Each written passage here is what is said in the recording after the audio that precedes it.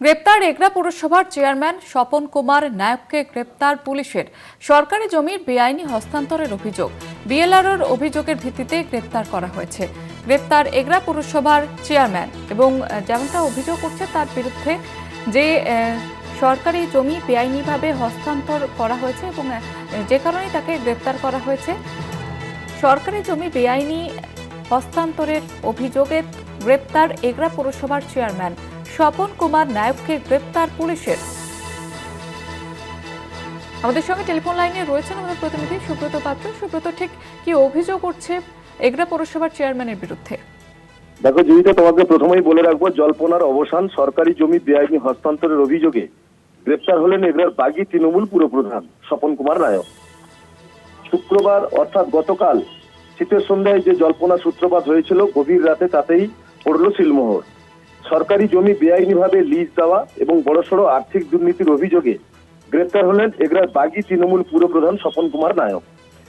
গতকাল রাতে জেলা পুলিশ সুপার মিতুন কুমার দে পুরপ্রধানের বিষয়টি নিশ্চিত করেন। পরে রাত 1:40 নাগাদ ধৃত পুরপ্রধানকে এগরা থানায় নিয়ে আসা হয় কলকাতা থেকে। উল্লেখ্য, এই ঘটনাকে কেন্দ্র করে গতকাল সন্ধ্যা থেকেই শহরের রাজনৈতিক মহলে তুমুল চাঞ্চল্য ছড়িয়ে পড়ে। পুলিশ এবং স্থানীয় সূত্রে জানা গিয়েছে, সম্প্রতি এগরার পুরসভার রাজনীতির একের পর এক নাটকীয় মোড় লক্ষ্য করা যাচ্ছিল কিছুদিন ধরে। তৃণমূলের কাউন্সিলররা দলীয় চেয়ারম্যান অর্থাৎ স্বপন কুমার নায়কের বিরুদ্ধে অনাস্থা এনেছিলেন গত 20 তারিখ। এই নিয়ে রাজনৈতিকভাবে দড়ি টানাটানি চলছিল। এর মধ্যেই গত 20 ডিসেম্বর রাতে এগরা 1 নম্বর ব্লকের BL&RO অর্থাৎ তরুণ কুমার মাইতির একটি লিখিত অভিযোগ করেন এগরা থানাতে। তাতে জানানো হয় যে সরকারি মালিকানাধীন খতিয়ান অর্থাৎ 1 নম্বর অন্তর্ভুক্ত জমি কোন রকম উপযুক্ত সরকারি অনুমোদন ছাড়াই এবং একটি আইনি রেজিস্টার বা নথিহীন দলিলের মাধ্যমে হস্তান্তর করা হয়েছে। তদন্তকারী দাবি, এই অবৈধ প্রক্রিয়ার ফলে সরকারি রাজস্বের ব্যাপক ক্ষতি হয়েছে বলে তিনি অভিযোগ দায়ের করেন এগরা থানায়। এই মামলা তদন্তে নেমে গতকাল এগরা থানার পুলিশ স্বপন কুমার নায়ককে গভীর রাতে কলকাতা থেকে গ্রেপ্তার করে।